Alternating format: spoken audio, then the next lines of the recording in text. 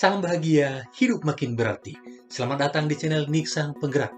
Ma, pada waktu Mama dulu SMP, ada nggak cerita-cerita yang lucu-lucu atau yang sangat berkesan? Oh, pastinya banyak banget cerita lucu. Nah, kebetulan nih pas banget beberapa waktu lalu nih di grup WhatsApp itu kami juga nggak nyangka nih, sesama teman-teman yang ada di dalam grup itu, kami tuh punya seorang teman yang cowok yang cakep, ganteng, keren, pinter, lalu orangnya gagah, lalu dia jago kalau ngomong. Nah, ceritanya tuh gini. Ma, sebentar dulu, Ma. Kelihatannya kok begitu langsung menarik dan Mama punya semangat. Ya, Ma, sebelum kita lanjutkan, kita izinkan dulu yang satu ini Iya. lewat. Silakan.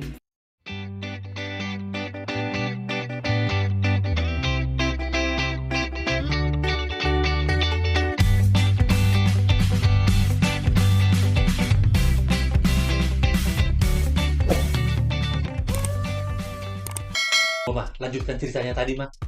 Ya, cowok itu ya sudahlah, sebut aja namanya Mas Bro gitu ya, Mas Bro. Dia tuh dari dulu punya cita-cita pengen bekerja di sebuah kapal yang keren, ya semacam kapal pesiar gitu lah ya, bisa kesana kemari bersama orang-orang high class gitu. Nah, lalu ternyata cita-citanya tercapai. Dia tuh sekarang sudah menjadi orang yang hebat, jadi teknisi gitu, jadi teknisi di kapal itu. Dan pastinya namanya orang melaut gitu kan, berbulan-bulan di laut. Nah, dia seneng banget tuh dengan profesinya sekarang. Kemudian selain itu dia punya satu kesenangan lagi, yaitu pelihara burung. Ya, burung yang dia pelihara itu cakep banget. Jadi bulunya halus, bersih, warnanya juga bagus. Kemudian pokoknya menyenangkan, dan dia sangat merawat burungnya ini dengan sungguh-sungguh disayang-sayang, diberi vitamin, dimandikan. Dan setiap kali dia sambil merawat burungnya nih, si Mas Bro ini ternyata nggak lepas juga dari ngerokoknya gitu ya. Hingga suatu ketika Mas Bro tuh sedih. Kenapa dia sedih?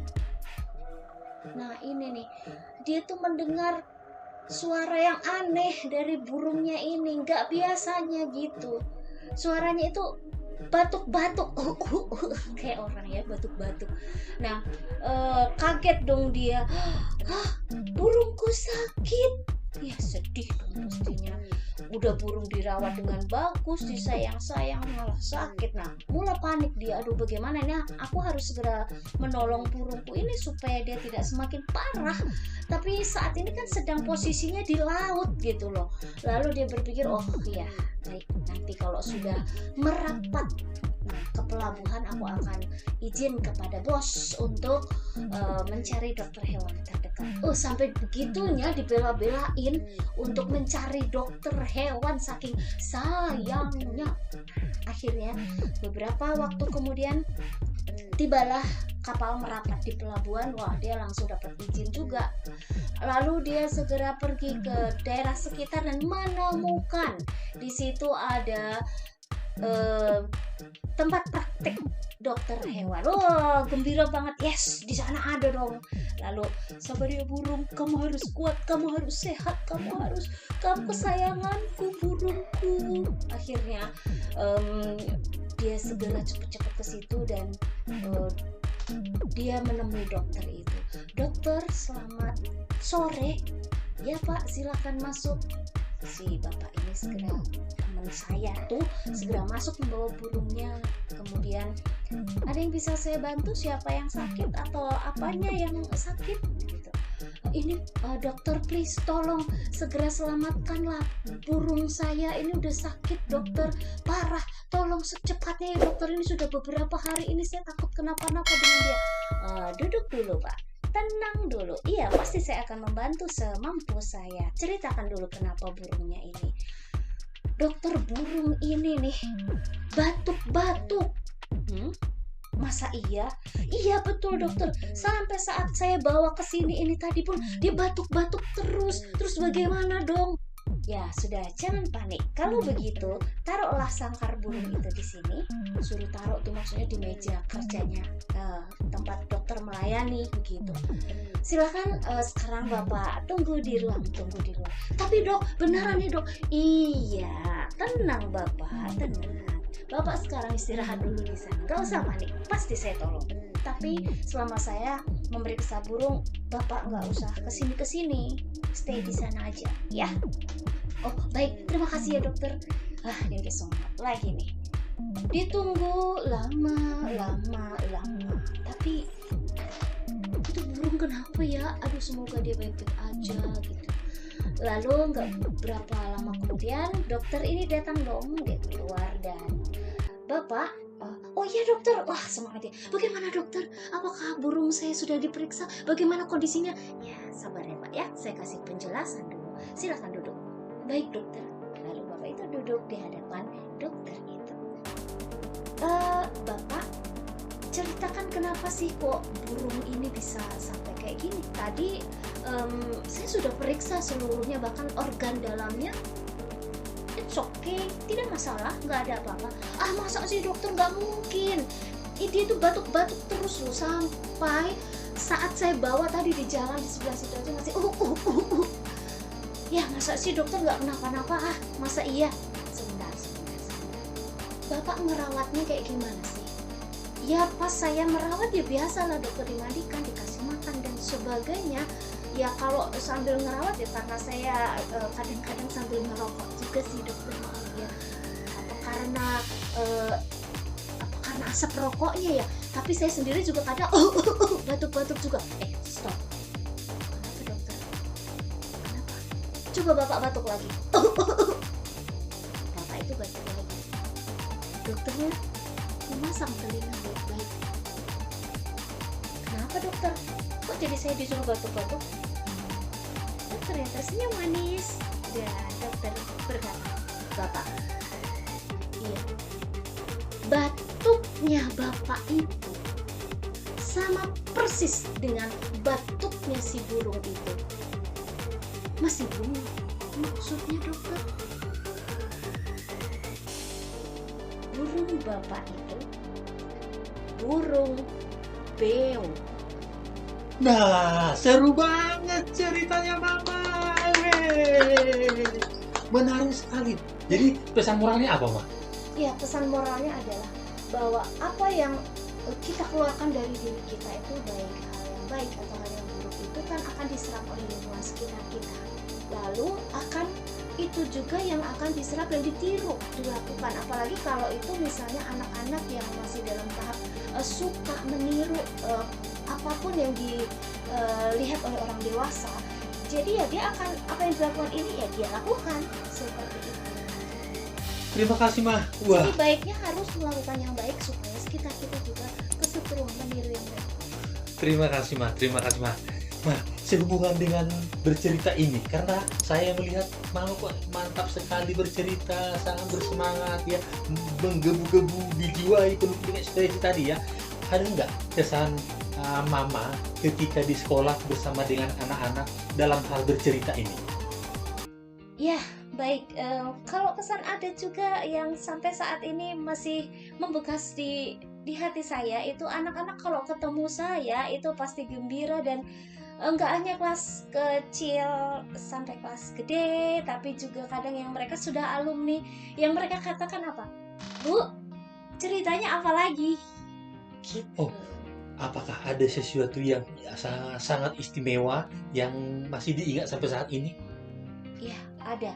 Ketika itu saya pernah menceritakan sesuatu.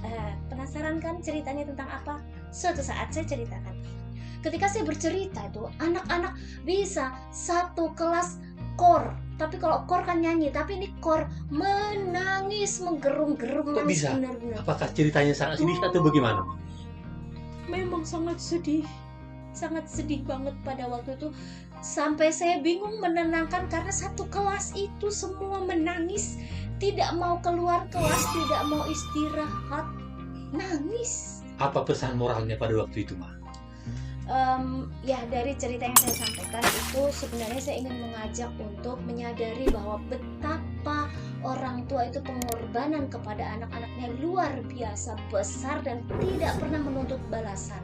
Tetapi seringkali yang terjadi, anak itu tidak mengikuti apa kata orang tua, maka jadilah anak-anak yang bisa menghargai pengorbanan orang tua, cinta kasih orang tua yang tanpa syarat itu. Lalu mereka nangis, "Mami, aku minta maaf." Cukup Ma, gak usah nangis Ma, cukup dulu Ma, terima kasih.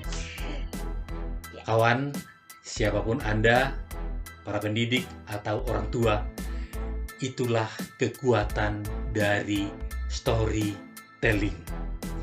Kekuatan yang sungguh bisa menembus saringan pemikiran dari setiap orang yang mendengar cerita, di mana ada pesan atau nasihat-nasihat yang disampaikan lewat cerita itu.